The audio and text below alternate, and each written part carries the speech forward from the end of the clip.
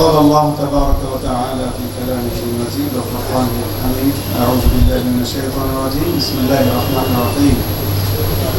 ولا تسبوا الذين يدعون من دون الله فيسبوا الله عدوا بغير علم كذلك زينا لكل أمة عملهم ثم إلى ربهم مرجعهم فينبئهم بما كانوا يعملون. صدق الله العظيم. وقال رسول الله صلى الله عليه وسلم في حديثه: تركت فيكم أمرين لن تضلوا ما تمسكتم بهما كتاب الله وسنة رسوله. আজকের এই মহতী অনুষ্ঠানে উপস্থিত হতে পেরে আমি নিজেকে ধন্য মনে করছি আর আল্লাহ তাআলার শুকরিয়া আদায় করছি।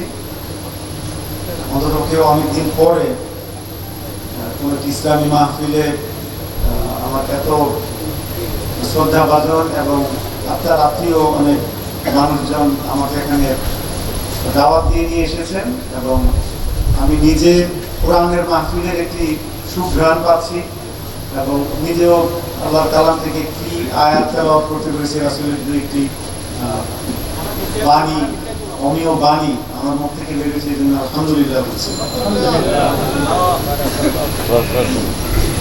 আসলে আমরা যে যেখানেই আছি, যতটুকুই আছি না কেন, আল্লাহ তাআলার সৃষ্টির তুলনায় এই মহাবিশ্ব অনেক ছোট, এত ছোট যে আমাদের বিজ্ঞানীগণ যারা আছেন তারাই আমাদেরকে টেলিস্কোপ এবং অন্যান্য ভিজুয়ালাইজেশনের মাধ্যমে যা আমাদেরকে দেখাচ্ছেন, মানে আল্লাহর এই সৃষ্টি, এই পৃথিবী এত ছোট, তার মধ্যে আমরা যে আরো কত ছোট, এটা যদি আমরা একটু কল্পনা করি, আর অন্যদিকে যদি কল্পনা করি যে আল্লাহ বনি আদমকে কত সম্মানিত করেছেন, তার বিপরীতে আল্লাহ শুকরিয়া আদায় করেছেন আমাদের জীবনে আর কিছুই হয়।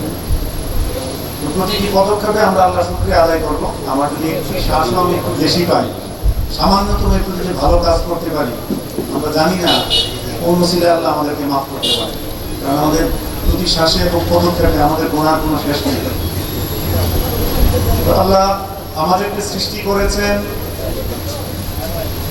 একজন মানব এবং একজন মানবী, হযরত আদম এবং মা হাওয়া আলাইহিস সালাম। তাহলে আমরা আমাদের মধ্যে অনেক মত, অনেক পদ, অনেক মতাদর্শ, বিভিন্ন জিনিস থাকে, এগুলো থাকবে, এগুলো বৈচিত্র্য, এগুলোর মধ্যে একটি সৌন্দর্য আছে। সেই সৌন্দর্যটা যদি কেউ বুঝতে পারে তিনি উলুল আলবাব, তার মধ্যে জ্ঞান আছে, প্রজ্ঞা আছে। যদি আমরা বুঝতে না পারি তাহলে কিন্তু আমরা অতি সাধারণের মধ্যে পড়ি। তো আমরা সৌন্দর্যটা বোঝার চেষ্টা করব যে আল্লাহ কেন এত কিছু তৈরি করেছে। একটি ঘাসও যদি এই পৃথিবী থেকে না উঠে যায়, না থাকে, আমরা নষ্ট করি, এটার জন্য কিন্তু আল্লাহর এই সৃষ্টি জগতে কিন্তু সামান্য একটু উলটপালট হয়। একটি জিনিসও আল্লাহ অনর্থক তৈরি করেননি। এটা আমাদের কথা না, আপনার কথা না, এটা কোরআনের কথা। ওমা খালাকনাস সামাওয়াতি ওয়াল আরদা ওমা বাইনাহুমা লা'ইবা। আল্লাহ বলেন আল্লাহ তো এই পৃথিবী খেলাধুলার জন্য তৈরি করেনি, আমরা এই দুনিয়াটাকে খেলাধুলা হিসাবে নিয়েছি। আমাদের মধ্যে অনেক মত থাকে, অনেক পার্থক্য থাকে, কিন্তু একটু আগে আমি যে আয়াতটি তেলাওয়াত করলাম, এই আয়াতটির মধ্যে দেখেন আল্লাহ কি বলেন, ওয়ালা তাসুবুল্লাযীনা ইয়াদউনা মিন দুনিল্লাহ। যদি কেউ আল্লাহ ছাড়া অন্য কাউকে উপাস্য হিসাবে মেনে নেয়, তাকে তোমরা গালি দিও না। ফায়াসুবুল্লাহা আদওয়ান বিগাইরি ইলম। কেননা এতে করে সেই লোকটা জ্ঞান ছাড়া অথবা না জেনে বুঝে আপনার কারণে, আপনার কথার কারণে রাগত হয়ে সে আপনার আল্লাহকে গালি দেবে। তো আল্লাহকে গালি দেওয়ার জন্য ওই লোকটা দায়ী না, পরোক্ষভাবে আমি আপনি দায়ী। কাযালিকা যায়্যানা লিকুল্লি উম্মাতিন আমালাহুম। এইভাবেই আল্লাহ প্রত্যেক জাতিকে তার আমলকে তার কাছে যায়্যানা শব্দটা চাকচিক্যময় করে দিয়েছে। যে যাই করি না কেন আমরা, ও একজন ডাকাতও যদি হয়, গিয়ে দেখেন সে তার কাজটা এনজয় করে, নাহলে এই কাজ সে করতে পারতো না। কাযালিকা যায়্যানা লিকুল্লি উম্মাতিন আমালাহুম সুম্মা ইলা রাব্বিহিম মারজিউহুম ফায়ুনাব্বিউহুম বিমা কানু ইয়ামালুন। অতঃপর একদিন তোমরা আমার কাছে ফিরে আসবে এবং আমি দেখিয়ে দেবো তোমরা কি করেছিলে। তখন ফাইনাল, এখন আমরা এই পৃথিবীতে যা দেখছি মনে করেন এটা একটা ট্রেলার, চূড়ান্ত ছায়াছবিতে আল্লাহ তখন দেখিয়ে দেবেন আসরের মাঠে। তাহলে এই কথাটা যদি আমাদের মাথায় থাকে, তাহলে আমাদের মধ্যে কিন্তু একটিও খারাপ কাজ করার কোনো প্রবণতা থাকার কথা নেই। আল্লাহ বনি আদমকে এত সম্মান দিয়েছেন, আমরা যদি সেই সম্মানের জায়গাটা আমরা নিজেরা না থাকি, তাহলে আমরা কাকে বকা দিব? আমরা কার প্রতি রাগ করব? আমাদের এইটুকু ওজন, একটুকু বুঝ থাকা উচিত। আর আমরা নিজেরা বলছি আমরা আল্লাহর শ্রেষ্ঠ জীব, সবাই আল্লাহর শ্রেষ্ঠ জীব, আমরা শ্রেষ্ঠ রসুল মুহাম্মদ রাসূলুল্লাহ সাল্লাল্লাহু আলাইহি ওয়াসাল্লামের উম্মত। আমরা যে শ্রেষ্ঠ এই বিষয়টি আল্লাহ ঘোষণা দিয়েছেন। তো আমি আর আপনি কিভাবে প্রমাণ করব? শুধু যদি চিল্লাই যে আমরা সেরা কি হবে? এটা তো প্রমাণ করতে হবে। সেই প্রমাণ মানুষ কিভাবে করে? কাজের মাধ্যমে করে, কথার মাধ্যমে করে, আর কিছুটা দেখানোর মাধ্যমে করে। এর মধ্যে সবচেয়ে স্থায়ী হয় যেটি আপনি কাজের মাধ্যমে প্রমাণ করেন, আরেকটু ক্ষণস্থায়ী হলো যেটা আপনি কথার মাধ্যমে প্রমাণ করবেন, আর সবচেয়ে কম ক্ষণস্থায়ী হলো যেটা দেখানোর মাধ্যমে, মানে শো অফ। এই শো অফ যখন করি এর মধ্যে কিন্তু রিয়া চলে আসে, লোক দেখানো, ওটা অনেকটা ভালো না। কিন্তু যদি কিছু কথা বলি, এই কথার কিছু ভালো ভালো কথাগুলো যদি আমাদের মধ্যে থাকে, এটার একটু আসল যদি আমার মধ্যে থাকে, আরেকজনের একটা ভালো কথা যদি আমার মধ্যে একটু কি বলে কারেকশন আসে, একজন মুমিন তো আরেকজন মুমিনকে কারেকশন করে দেবে, এটা যদি আসে তাহলে একটা মানুষের জীবন চেঞ্জ হয়ে যেতে পারে, ভালোর দিকে আসতে পারে। আমরা তো জানি না কাকে আল্লাহ কখন হেদায়েত রেখেছেন।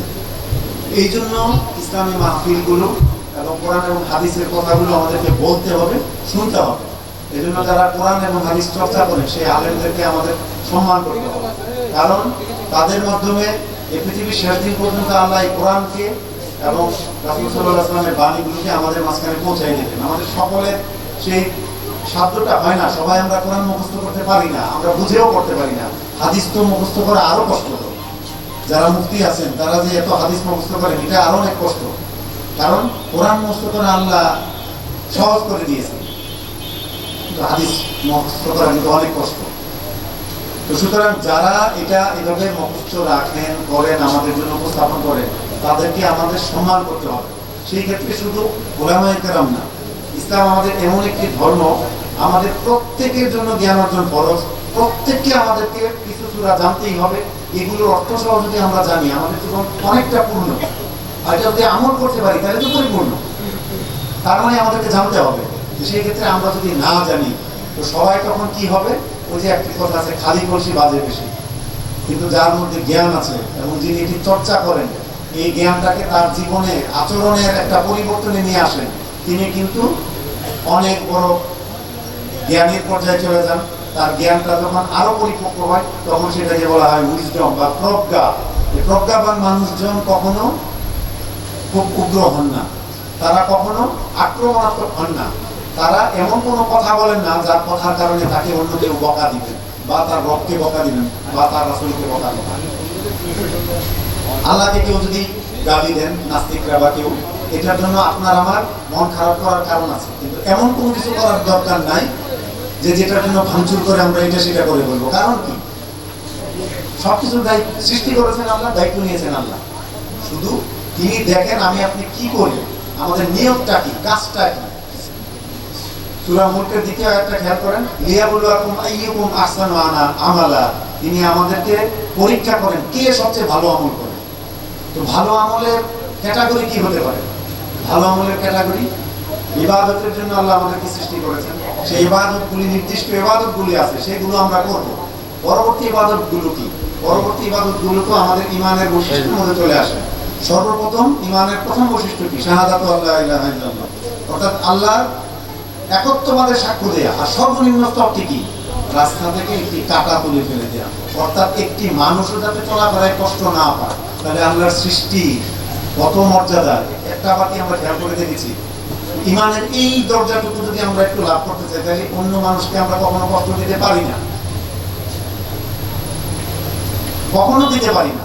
এখানে কাঁটা বলা হয়েছে, এটার পারিভাষিক অর্থ অন্যভাবে যে রাস্তা থেকে ময়লা ফেলে দেয়া, অন্যভাবে হতে পারে একটি পাথর সরিয়ে দেওয়া যাতে কেউ হোঁচট না খায়। এটা অনেক ধরনের ব্যাখ্যা বিশ্লেষণ, কিন্তু সর্বনিম্ন স্তর এটি। এর মাঝখানে অনেকগুলো স্তর রয়ে গেছে, আমাদের ব্যক্তি জীবন, পারিবারিক জীবন, সামাজিক জীবন, রাষ্ট্রীয় জীবন। প্রত্যেকটি ক্ষেত্রে আমাদের যে ভালো গুণগুলো আসবে কোত্থেকে? আসবে আল্লাহর কোরআন থেকে, যদি আমরা বুঝে পড়ি। আর যদি না বুঝে পড়ি, তাহলে আল্লাহ রাসূল সাল্লাল্লাহু আলাইহি ওয়াসাল্লাম আমাদেরকে যা দিয়ে গেছেন আমরা যদি না নিই, আল্লাহর দোষ না, আল্লাহ রাসূলের দোষ না, মূর্খতা আমাদের। যে হাদিসটি আমি একটু আপনাদের সামনে মানে একটু আগে উল্লেখ করলাম যে তারাকতু ফীকুম আমরাইন, রাসূল বলেছেন তোমাদের সামনে আমি দুটি বিষয় রেখে গেছি। এটি বিজয় হজ্জের সময় রাসূল সাল্লাল্লাহু আলাইহি ওয়াসাল্লাম যে কয়েকটি অমীয় কথা বলে দিয়েছেন আমাদের মধ্যে, সেই সময়ের আরেকটি প্রেক্ষাপটের কথা। দুটি জিনিস রেখে গেলেন, লাম তাদুল্লু মা তামাসসাকতুম বিহিমা, অর্থাৎ তোমরা পশ্চিম কালেও, এই লান আরবি শব্দটা হলো ইংলিশে নেভার, অর্থাৎ কখনো তোমরা পথভ্রষ্ট হবে না যদি এটা তোমার আঁকড়ায় ধরে রাখো। আরেকটি কি? কিতাবুল্লাহ, কোরআন। দ্বিতীয় হচ্ছে সুন্নাহ রাসূল। তার মানে আমাদেরকে কোরআন জানতে হবে, সুন্নাত জানতে হবে। এরপরে যেগুলো আছে এটা আমাদের দুনিয়াবি চলতে বিভিন্ন জ্ঞান, ওগুলো আমাদের দরকার। ওগুলো যদি হয় তাহলে আরো ভালো, আমরা আরো পরিপূর্ণতার দিকে যাব, আমরা আরো অলরাউন্ডার হতে পারবো, আমাদের কার্যক্রম আরো সুন্দর হবে।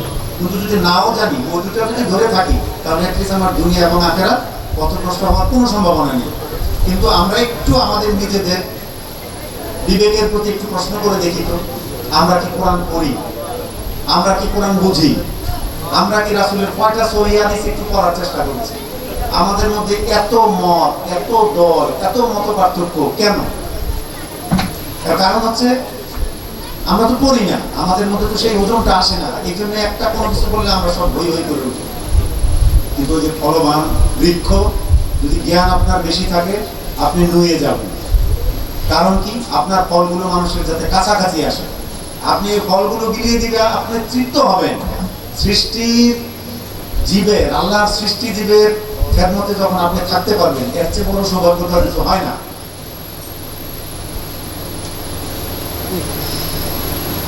তো সেক্ষেত্রে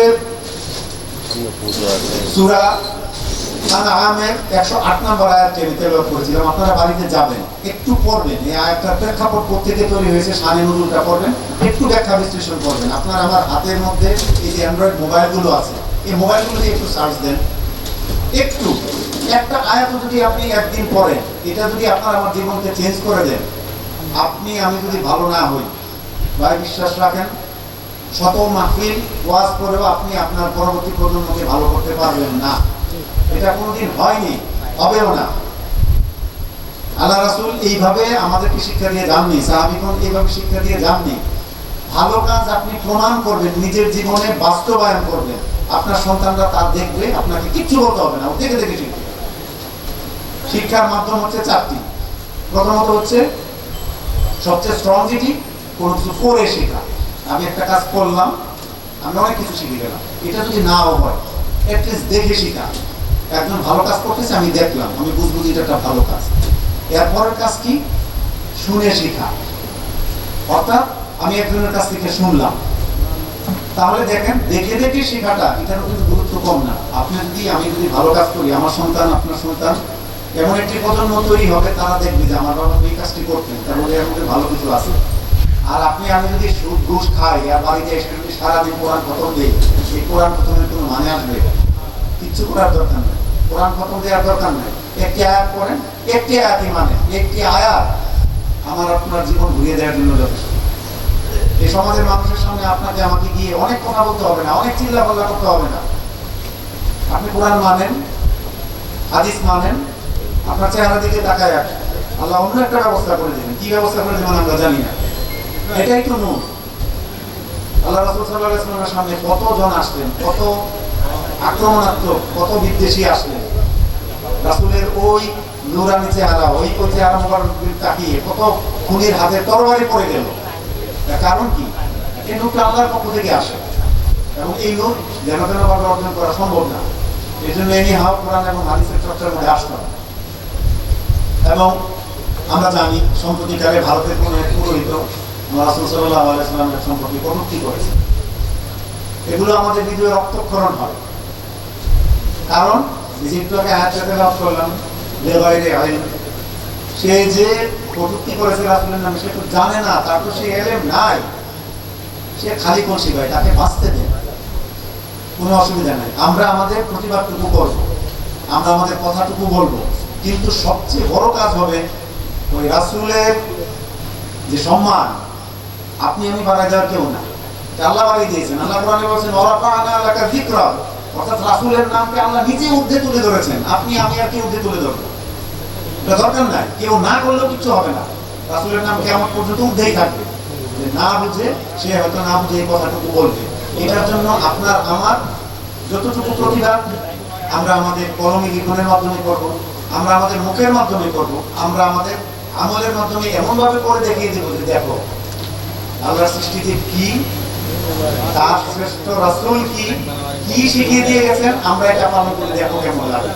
এই জন্য এই বাংলীয় মানে এই যে বহতি আমাদের এটি বাংলাদেশ, এখানে পরিমাটির মাধ্যমে এই দেশটি পরবর্তীতে হওয়া হাজার লক্ষ কোটি বছর আগে এই মাটি এত উর্বর, এখানে আপনি যাই লাগান না কেন তার কিন্তু হতে থাকে, যেটা বিশ্বের অন্য কোনো দেশে সম্ভব না। এই জন্য আপনার আমার মধ্যে উর্বরতা অনেক বেশি। বিশ্বের অনেক জাতি থেকে আমরা অনেক কি বলেন ধীশক্তি সম্পন্ন, সমস্যা হচ্ছে আমরা সেই কাজগুলো ভালো কাজে ব্যবহার করি না। আমরা অনেক ইমোশনাল, একটা কিছু শুনেই আমরা ভাত মেরে উঠি, একটুও চেক ব্যাক করি না, একটু জাস্টিফাই করি না কথাটা সত্যি কিনা, ঝড় তুলে ফেলি, ভাঙচুর করে ফেলি, অগ্নিকুণ্ড আমরা তৈরি করে দিই। এই কাজগুলো করার আগে একটু তদারকি করার দরকার আছে, একটু চেক ব্যাক করার দরকার আছে ঘটনা সত্যি কিনা। আর সত্যি যদি হয়েও থাকে প্রতিবাদ করার ভাষা তো আমাদের অভাব নেই। সেই ক্ষেত্রে আপনি যদি আমি যদি আমাদের ঘরের সম্পদ, রাষ্ট্রের সম্পদ, সমাজের সম্পদ এগুলো ভাঙচুর করি, একজন আরেকজনের প্রতি আক্রমণাত্মক মারধর করি, তাহলে লাভটা কি? ক্ষতিকা আপনার আমার।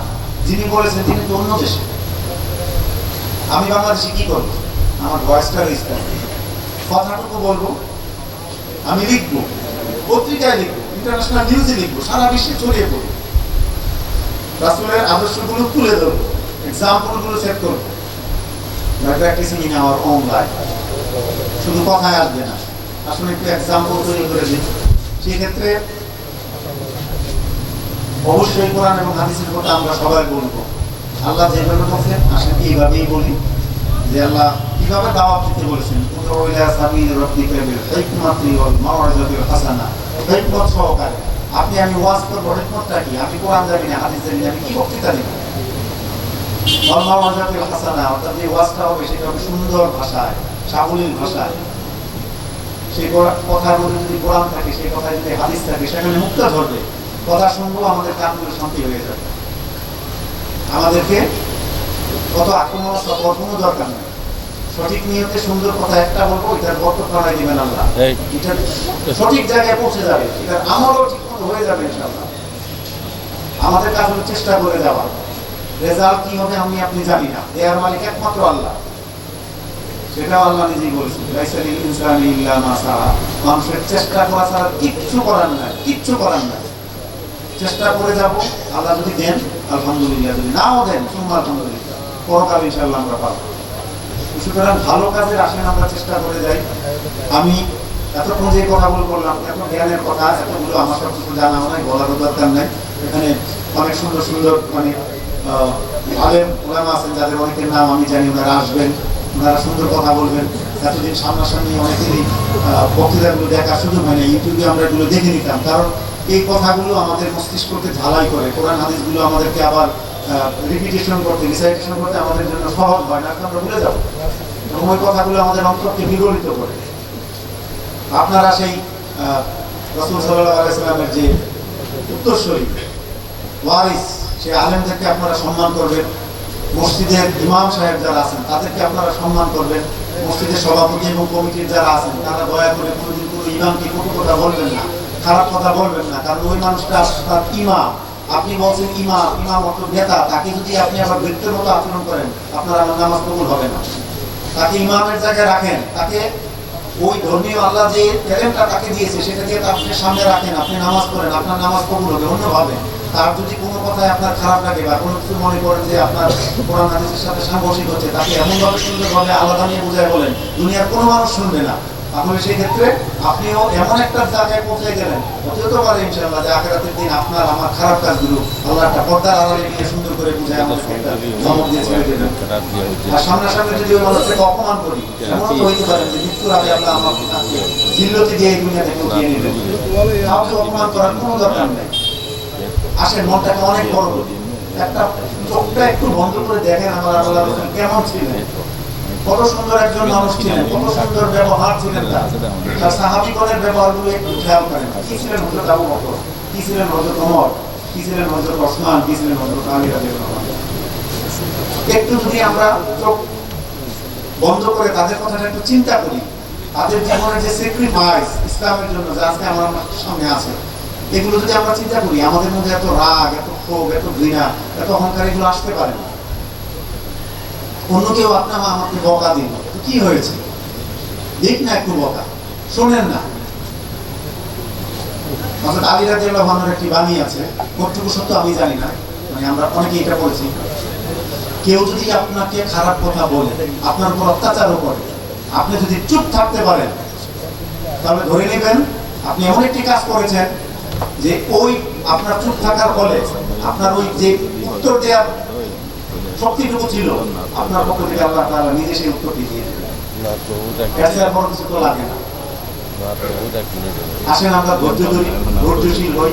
বাংলাদেশ অনেক সুন্দর একটি দেশ, এত মেধাবীদের একটি দেশ, এত সুন্দর সফলা, এত চমৎকার একটি দেশ। সেই দেশকে আমরা বিভেদ, আমরা হানাহানি, মারামারি, একজন আরেকজনকে মারি কাটি, বকাবকি করি, এগুলো আমাদের মাথায় কে এনে দেয়? শয়তান তো আমার কাছ থেকে ঘোষণা দিয়ে এসেছে যে আমাদেরকে সবাইকে ঐক্যবদ্ধ করে একসাথে তিনি, মানে শয়তান আমাদেরকে জাহান্নামে নিয়ে যাবে। শয়তানের যদি এই ঘোষণা হয়, আমার আল্লাহ তাআলা কি বলেছে, যদি আমরা আল্লাহর বান্দা যদি একটি বার ফিরে আসি, তওবা করি, আল্লাহ আমাদের সবাইকে মাফ করে দেবেন। এই যদি হয় আল্লাহর পক্ষ থেকে ঘোষণা, আর অপর পক্ষে ওইটা যদি হয় শয়তানের পক্ষ থেকে ঘোষণা, আল্লাহর সাথে শয়তানের সংঘর্ষ হচ্ছে, সেই জায়গার মধ্যে আপনি আমি বলি হওয়ার কোনো দরকার নেই। আমাদের শুধু এতটুকু কাজ যে কোরআন এবং হাদিস অনুযায়ী আমাদের উপর যা অর্পিত, আসেন আপনি আমি আমরা সেটি একটু মান্য করে চলি।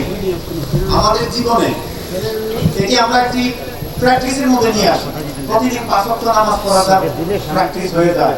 তিনি এক ওয়াক্ত নামাজ যদি মিস করেন, তার ভিতরে যে জ্বালা, হাহাকার, নামাজ ছাড়া কেউ বুঝবে না।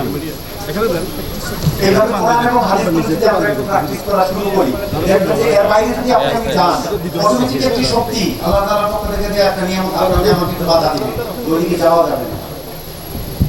সূরা আল-আনআমের সেই 108 নম্বর আয়াতটি যদি আমরা একটু বাড়িতে গিয়ে পড়ি, একটু শানি নজর নিয়ে আমরা একটু পড়ি, এবং বিভিন্ন শব্দগুলোকে একটা বিশ্লেষণ বাংলায় পাওয়া যায়। আপনি একটু টাইপ করেন, না ফোন বার করলে এটা একদম অ্যান্ড্রয়েড মোবাইলটাতে এই তুমি কথা আসতে বলো না, সূরা আল-আনআম আয়াত 108 দেখবেন এটা চলে আসবে, আপনি মোবাইলে পড়তে পারেন, আপনার পুরো তাফসীর থেকে বোঝা লাগবে। তো এই প্রেক্ষাপটে এই কোরআন এবং হাদিস অনুযায়ী সারমর্ম কথাগুলো বলবেন আমাদের উলামায়ে কেরাম সুন্দর ভাষায়। আপনারা আমি শুধু একটু অবতারণা করলাম, আমাদের প্রধান বক্তা আপনার যতটুকু সময় আপনাদের কাছে ধরে রাখলাম।